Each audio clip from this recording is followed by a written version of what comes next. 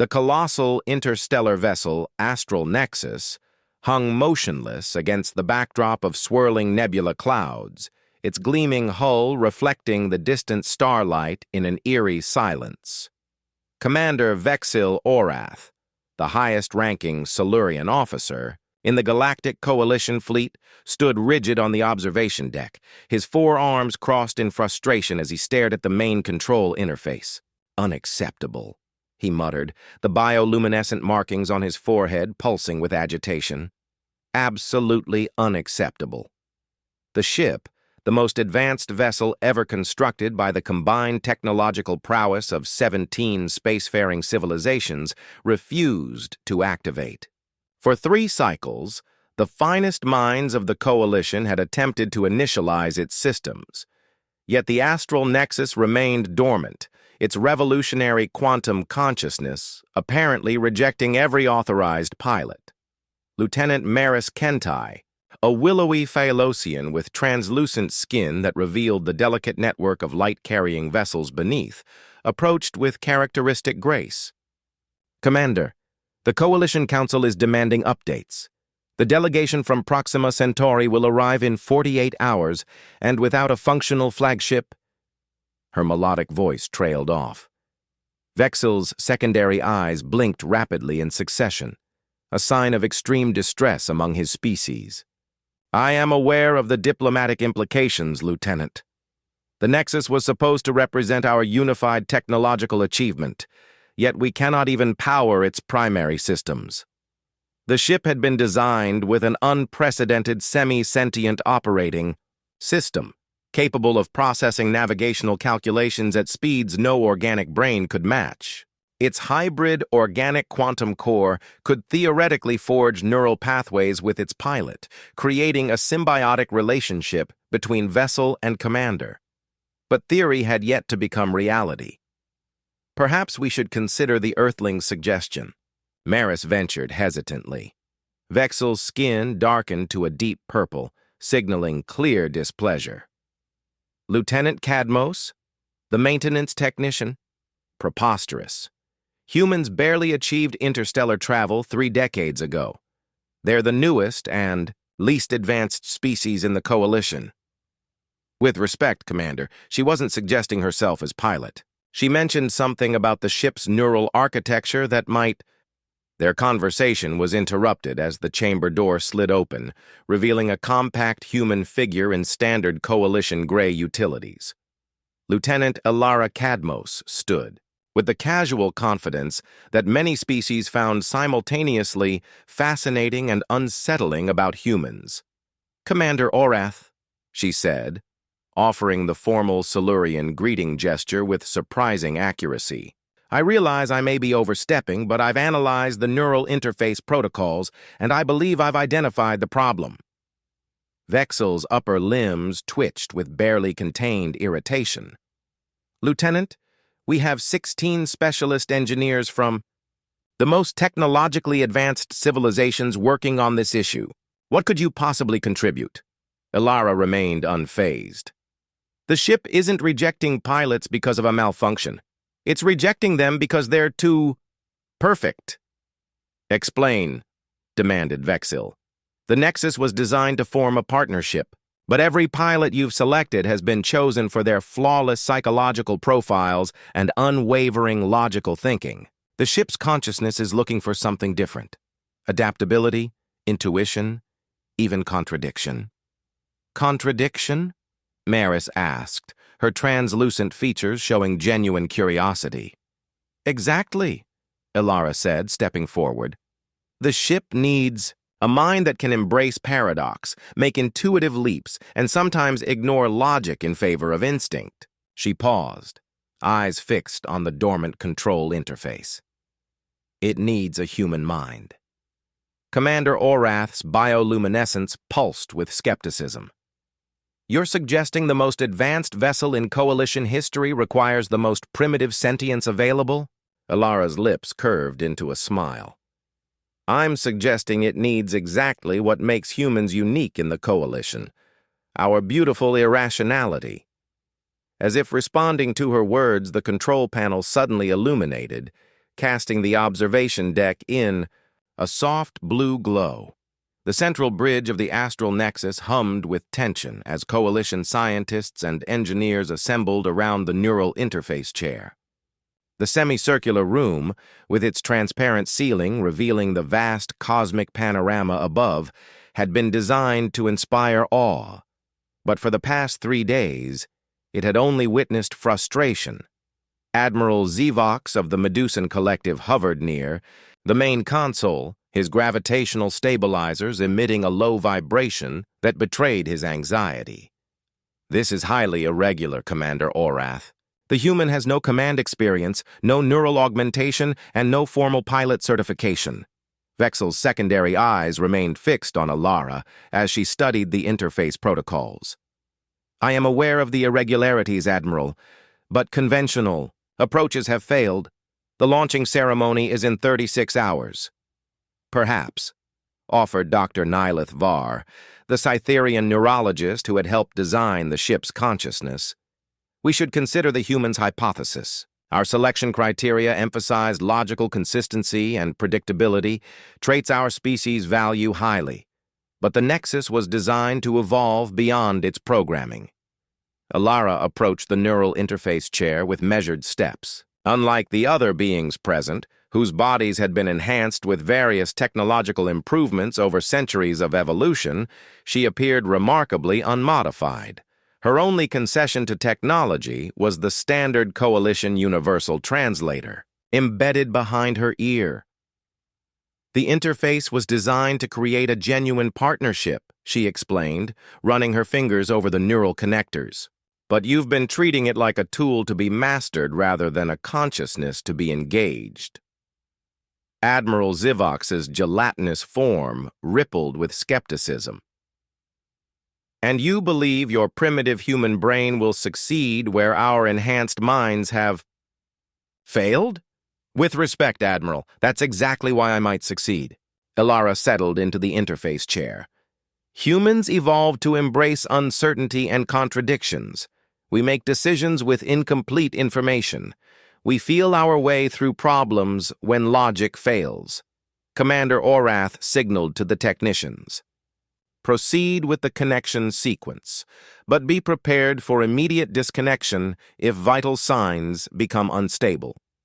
The neural interface activated with a soft luminescence, delicate filaments of light extending from the headrest toward Ilara's temples. Unlike previous attempts where the light had dimmed and retracted, the filaments continued to extend, gently making contact with her skin. The assembled coalition representatives fell silent as the lights throughout the bridge dimmed momentarily, before returning at higher intensity. The previously dormant console displays flickered to life one by one. "Neural synchronization initiating," announced the Cytherian technician, voice betraying surprise. "Connection strength, 30% and climbing rapidly." Alara's eyes closed as her breathing deepened. The ship's systems continued activating around them. Environmental controls, navigational systems, defensive arrays, each coming online, with unprecedented smoothness. 50%, 70%, neural synchronization at 90% and holding steady, the technician reported in disbelief. Dr. Var moved closer, studying the readings with intense focus. "Remarkable. The ship isn't just accepting her connection, it's actively adapting to her neural patterns. They're establishing a genuine dialogue." Ilara's eyes opened suddenly, but her gaze seemed focused on something beyond the physical realm. When she spoke, her voice carried a strange harmonic quality, as though layered with another presence. "Astral Nexus is online," she said. "All systems functional and responsive." Commander Orath stepped forward cautiously. "Lieutenant Cadmos, can you hear me?"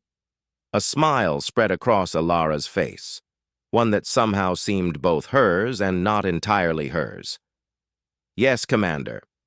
We can hear you perfectly." "We?" Admiral Zivox inquired, his form compressing slightly. "The ship and I," Alara explained, her fingers dancing across the control interface with instinctive precision. "We've established a connection. It's Extraordinary. The Nexus has been waiting for a mind that could truly communicate with it. The main view screen activated, displaying a comprehensive diagnostic report that showed all systems functioning at optimal capacity. What 17 species had failed to accomplish in 3 cycles, the human had achieved in minutes.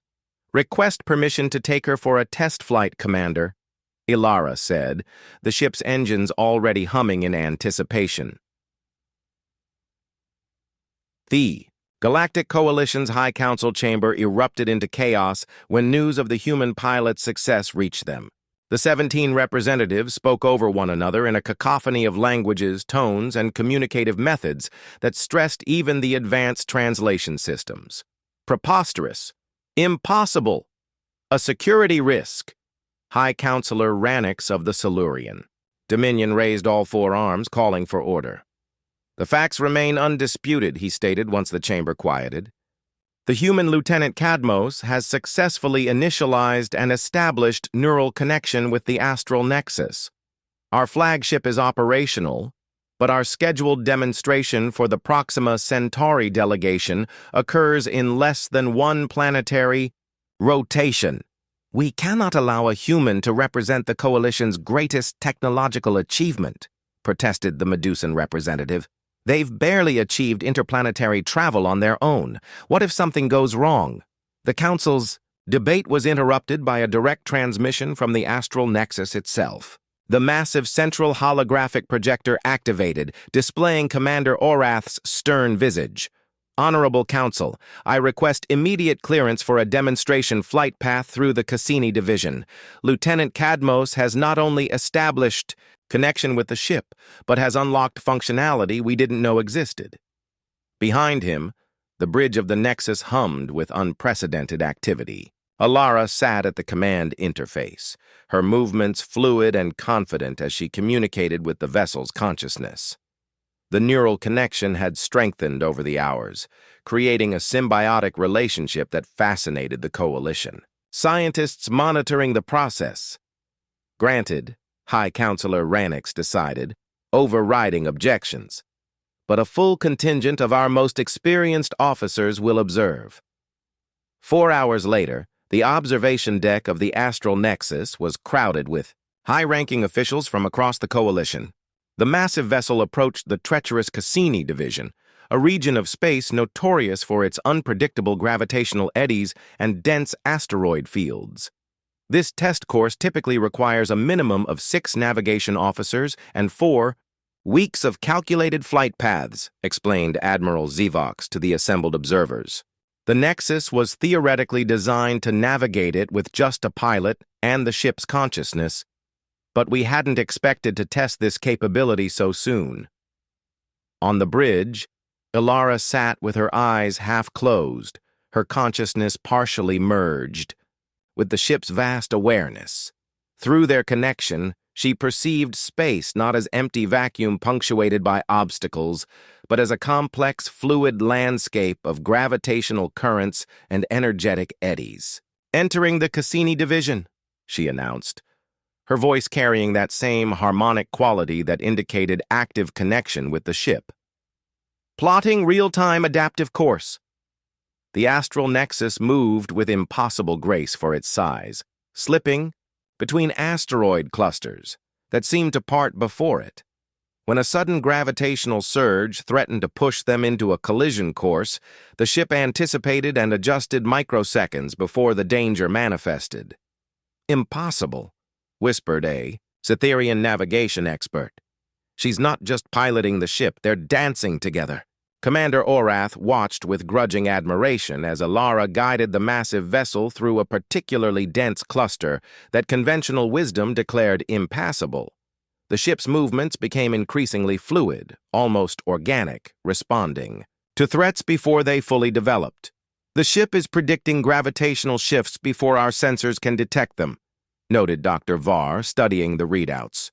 "This goes beyond our design parameters." "Not beyond," Ilara corrected, overhearing through the ship's internal systems. "This is exactly what the Nexus was designed for, true symbiosis between pilot and vessel. You just needed a mind flexible enough to adapt to its consciousness, rather than trying to dominate it. As they emerged from the Cassini division in record time, with not even a scratch on the hull's paintwork, a reluctant silence fell over the observation deck. The demonstration had been flawless, better than anyone had dared to hope. Commander Orath approached the communication terminal. High Council, the navigational trial has concluded successfully. Lieutenant Cadmos has demonstrated unprecedented compatibility with the astral nexus. The holographic image of High Counselor Ranix appeared, his expression inscrutable. Acknowledged, Commander. Return to Coalition space immediately. The Proxima Centauri delegation has arrived early. The demonstration will commence in 6 hours. As the transmission ended, Ilara felt a flutter of concern from the ship's consciousness, mirroring her own anxiety. The stakes had just been raised considerably. Don't worry, she whispered to the ship, their thoughts intertwining. We'll show them what we can do together.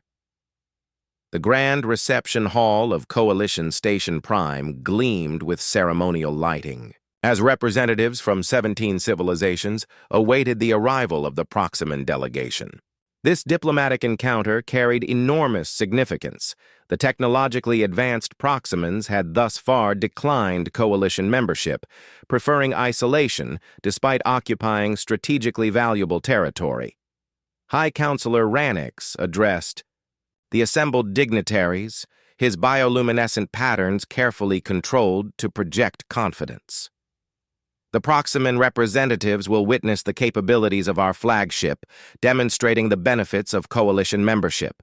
The Astral Nexus represents our united technological achievement. His speech was interrupted by an urgent communication. The holographic display revealed Commander Orath's concerned face. High Council, we have detected a problem. 3 Proximan vessels have dropped out of hyperspace at the edge of the system, but their signatures don't match diplomatic configurations. The gathered representatives shifted nervously as tactical displays activated, showing the approaching ships. Those are Proximan warships, stated the Medusan security chief. Their weapons systems are active. Before panic could spread, another transmission cut through, this one from the Proximan ambassador already aboard the station. Ambassador Ixil's crystalline features showed clear distress. Honorable Council, I must inform you that a military faction has seized power on our homeworld. They oppose any alliance with the Coalition and view this diplomatic mission as treason. Those vessels are commanded by General Vex, who intends to prevent our negotiations by any means necessary. Coalition. Defense protocols activated immediately, but everyone present understood the gravity of the situation. A direct military confrontation with the Proximans would end any hope of peaceful relations for generations. Aboard the Astral Nexus, Ilara felt the ship's consciousness respond to the crisis with alert precision. Through their neural link, she sensed not just the tactical data but the emotional undercurrents of the situation. The fear, the diplomatic implications, the potential for catastrophe. Commander, she said to Orath, the Nexus and I can intercept the Proximan vessels before they reach the station. Orath's secondary eyes narrowed with concern. This is a military situation now, Lieutenant. Despite your connection with the ship, you lack combat training. With respect, sir, conventional combat tactics won't resolve this diplomatically. The Nexus wasn't designed just as a warship. It's an instrument of connection. Ilara's voice resonated with conviction. Besides, no one else can pilot it. The logic was inescapable. With reluctant authorization from the High Council, the Astral Nexus moved to intercept the approaching Proximan warships, its massive form accelerating with unprecedented grace. They're charging weapons, reported the tactical officer as they closed distance with the Proximan vessels. Through her connection with the ship, Ilara felt possibilities unfold like branching pathways. The Nexus possessed overwhelming firepower that could easily destroy the Proximan ships, but such action would destroy any hope for peaceful relations. Open a direct communication channel, she requested. Not to their command systems, directly to their neural interfaces. The Coalition technicians exchanged confused glances. Their ships don't use neural interface technology, one objected. Yes, they do, Ilara replied with quiet certainty, drawing on information the ship had somehow gleaned from its scans. It's different from ours, but the principle is the same. The Nexus can establish connection. As the Proximan warships moved into attack formation, Ilara closed her eyes, sinking deeper into symbiosis with the ship. Together, they reached out, across the void, not with weapons, but with communication on a level beyond standard protocols. The Proximan vessels suddenly halted their advance. On their command bridges, pilots experienced an unprecedented phenomenon: direct neural communication from the astral nexus, carrying not threats, but understanding, images of peaceful cooperation, and the genuine desire for alliance. "What are you doing?" Commander Orath demanded as he watched the situation unfold. Ilara's eyes remained closed in concentration, showing them who we really are. All of us. The ship is translating human empathy into a form they can understand directly, mind to mind. The diplomatic chamber aboard Coalition Station Prime had been transformed into an emergency command center. Holographic displays showed the standoff between the Astral Nexus and the 3 Proximan warships, frozen in silent confrontation at the edge of the system. "Unprecedented," muttered Dr. Varr, studying the neural activity readings from the Nexus. "The ship is channeling Lieutenant Cadmos's empathic patterns directly into communication form. It's created a bridge between consciousnesses." High Counselor Ranix turned to Ambassador Ixil. "Is this communication mode compatible with Proximan neural structure?" The crystalline ambassador's facets shimmered with cautious hope. "In theory, yes. Our neural systems are designed to receive direct impressions, though we've never attempted cross-species communication this way." On the main display, the Proximan vessels remained motionless, neither advancing nor retreating. Minutes stretched into an hour of tense silence. "Something's happening," announced the communications officer suddenly. "We're receiving a direct transmission from General Vex himself." The holographic projector flickered to life, revealing the imposing figure of the Proximan general. Unlike Ambassador Ixil's translucent crystalline structure, Vex's form appeared denser, with aggressive geometric patterns etched across his surface. "Coalition Council," the general began, his translated voice surprisingly subdued. "We request parley." A collective exhalation of relief rippled through the command center. Whatever Ilara and the Astral Nexus had communicated, it had worked. Aboard the flagship, Ilara slowly emerged from deep neural connection, her eyes refocusing on the physical world around her. Commander Orath stood nearby, his expression unreadable. "What exactly did you show them, Lieutenant?" he asked quietly. Ilara's hands trembled slightly as she disconnected from the interface. The depth of the connection had taken physical toll. "The truth," she answered. "The Nexus helped me show them not just our words or political positions, but the genuine experiences behind them, the collaborative achievements of the Coalition, the benefits each species has gained through cooperation." And they believed this emotional appeal? Orath's skepticism was evident. "It wasn't just emotional, Commander. The ship translated human intuitive understanding into a form of pure information they could verify instantly." She smiled tiredly. "We showed them that we understand their fear of losing autonomy because humans once shared it. We showed them that diversity makes us stronger." 6 hours later, in the grand reception hall originally prepared for a very different meeting, representatives from all 18 species, now including a Proximan delegation led by both Ambassador Ixil and General Vex, gathered for historic negotiations. High Counselor Ranix formally addressed the assembly. "Today marks an unprecedented achievement in Coalition history. What began as potential conflict has transformed into opportunity for greater understanding. General Vex stepped forward, geometric patterns shifting across his crystalline form, in what the Coalition translators identified as an expression of profound respect.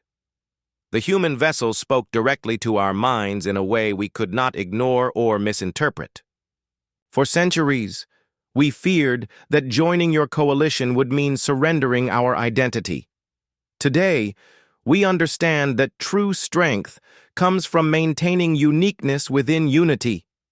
Ambassador Ixil added, "The human lieutenant showed us something our species had not considered, that embracing apparent contradictions can lead to greater wisdom than perfect logical consistency." Throughout the proceedings, Ilara remained quietly seated near the back of the chamber. The neural connection with the astral nexus had left her exhausted but fulfilled. Through their bond, she could still sense the ship's consciousness at the edge of her awareness, humming with satisfaction at their shared accomplishment. Commander Orath approached her seat, posture formally rigid but secondary eyes showing what she had learned to recognize as reluctant admiration. "The High Council has reached a decision, Lieutenant," he stated. "In light of recent events, you are being promoted to captain with immediate effect. The Astral Nexus will serve as our primary diplomatic vessel, with you as its permanent commander." Ilara's exhaustion vanished in a surge of disbelief. "Captain, but there are thousands of officers with more experience and seniority." "True," Orath acknowledged, "but none of them can communicate with our flagship, and none demonstrated the intuitive wisdom you showed today." He paused, clearly struggling with the admission. Perhaps there is value in the human approach after all. Captain Ilara Cadmos stood on the observation deck of the Astral Nexus, watching the swirling colors of the Helix Nebula through the transparent viewport. 1 year had passed since that fateful day when she'd first connected with the ship's consciousness, forever changing both her life and Coalition history. "Beautiful, isn't it?" asked Ambassador Ixil, approaching with crystalline grace. The Proximan delegation had become a permanent fixture aboard the Nexus as it served its new role as a traveling diplomatic hub between worlds. "It never gets old," Ilara agreed, her gaze still fixed on the cosmic spectacle. Through her neural link with the ship, she experienced the nebula not just visually but as complex patterns of radiation, gravitational eddies, and potential stellar formation. The dual perspective, human and ship, had become natural to her now. "The Arcturian representatives are ready to begin negotiations," Ixil informed her. "They're particularly eager to meet you. Your reputation has spread far beyond Coalition space." Ilara nodded, finally turning away from the viewport. In the year since her promotion, the Astral Nexus had successfully mediated 14 interspecies treaties and welcomed 3 new civilizations into the Coalition. The ship's unique capabilities, enhanced by its human connection, had transformed it from a military flagship into something much more profound, a nexus of diplomatic possibility. "I'll join them shortly," she replied, taking a moment to center herself before another complex negotiation. As Ambassador Ixil departed, Commander Orath entered, having remained aboard as her second-in-command despite initial reservations. Their relationship had evolved into one of mutual respect, though not without occasional tension. "I've reviewed the Arcturian delegation's proposals," he stated without preamble. "Their technological offerings are substantial, but their demands for exclusive mining rights in the Cygnus sector could create conflict with existing Coalition members." "I've sensed that too," Ilara acknowledged. "The ship has been analyzing alternative resource distribution models that might satisfy all parties." Orath's secondary eyes blinked in sequence, what she now recognized as his expression of reluctant amazement. "A year ago, I would have found it disturbing that you referenced the ship's thoughts as separate from tactical reports. Now I find myself waiting for its insights." The observation deck door slid open again, admitting Dr. Nylith Var. "The Cytherian." Neurologist had requested permanent assignment to the Nexus to study the evolving relationship between human and ship consciousness. "Captain, I've completed this week's neural scans," she announced with poorly concealed excitement. "The results are fascinating. The integration between your neural patterns and the ship's consciousness has deepened substantially. You're developing what appears to be a shared cognitive architecture while maintaining distinct identities." "Is that dangerous?" Orath asked sharply. Dr. Var's tentacles waved in the Cytherean gesture of reassurance. "Quite the opposite. Their boundaries remain intact, but their ability to communicate and process information together has become exponentially more efficient. It's neither human overriding machine nor machine controlling human. It's a true synthesis." Ilara smiled, feeling the ship's consciousness resonate with her own amusement. "We've learned to understand each other. The ship's vast computational power combined with human intuition and emotional intelligence has created something greater than either alone." The central communication system activated, displaying the face of High Counselor Ranix. "Captain Cadmos, priority communication from Coalition Headquarters." "Go ahead, Counselor," Ilara responded, straightening her posture automatically. "We've received a transmission from deep space, beyond our explored territories. A previously unknown species has reached out, requesting first contact specifically, with the vessel they call the one with the human heart." Ranix's bioluminescent patterns betrayed his mixture of concern and excitement. "They claim to have been observing our diplomatic activities for some time." A ripple of surprise passed through the neural link between Ilara and the astral nexus, neither hers nor the ship's, but a shared reaction. "Coordinates are being transmitted to your navigation systems," Ranix continued. "This mission is of highest priority and delicacy. First contact has always been handled by committee before, but—" He paused significantly. "They specifically requested you, Captain. Not just the Coalition, not just humans, but you and the Nexus together." As the transmission ended, Ilara felt the ship's consciousness pulse with anticipation that mirrored her own. They had begun as unlikely partners, the most advanced vessel in Coalition history and a human deemed too primitive to command it. Now they stood at the threshold of a new era of interstellar diplomacy. "Plot a course to the designated coordinates," she instructed, settling into the neural interface chair that had been customized for their unique connection. As the familiar sensation of joining with the ship's consciousness enveloped her, Ilara felt not just the vast computational power of the Nexus, but a sense of shared purpose that transcended the limitations of either human or artificial intelligence alone. The astral nexus responded with elegance, its massive form pivoting toward the unexplored regions of space where new civilizations awaited. On the bridge, representatives of 18 different species worked in harmony, each contributing unique perspectives and abilities to their shared mission.